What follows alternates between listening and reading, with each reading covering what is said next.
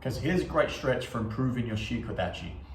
Shiko Dachi, common faults I often see is the knees caving in due to a lack of, basically a lack of hip mobility and a lack of strength, particularly in the glute med.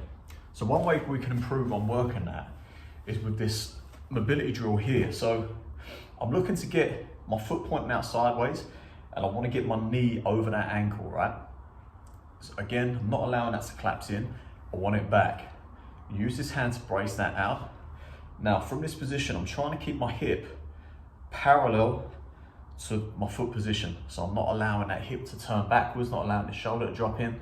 We're coming all the way back here, just as we would if we were doing our Jumbyundo or our Tasso de Ruma, where we're here, chest up, hips squared, knees back. So as we're down into this position, bracing this foot here, hand on the outside. From there, I'm gonna allow that knee to come over the toes. As I'm coming back, I'm pulling from glute med and I allow that hip to just travel slightly beyond where my knee position is. So I'm trying to take it that way. Again, I allow it to come down, open out. At this point, I'm feeling a stretch right the way down here, right the way down here. Again, using this hand to brace, get that chest open. Start squeezing from here, start squeezing that knee inwards. Pull, pull, pull, pull, pull, pull, pull, until that hip is slightly beyond the knee. Again, allow it to sink. Pull from here, squeeze, squeeze, squeeze, squeeze, squeeze. So work an adduction of the leg, squeezing this way and into here. Again, all the way over, allow it to sink.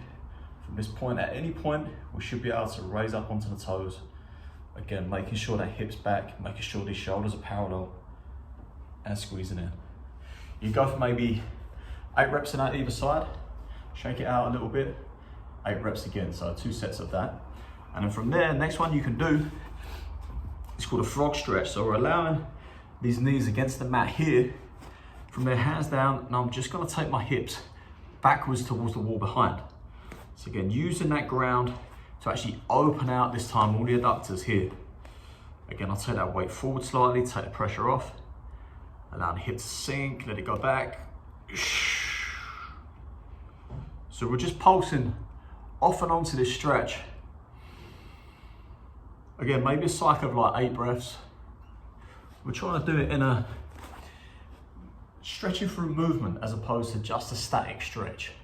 Problem I find with static stretch is the body starts to tighten, it starts to lock on, starts to fight the position. So by allowing some movement through these ranges, we teach the body and we gently nurture it into position, showing it that it's quite safe in this position. It allows the body to relax a little bit, allows the nervous system to relax, especially if we work with our breathing, relaxing the body down and allowing the body to explore these ranges and generally get a little bit deeper. Anyway, give those a go, implement them into your Shiko Dachi. Like I say, these two are very useful if you suffer from the problem of the knees collapsing inwards when you're trying to establish your stance.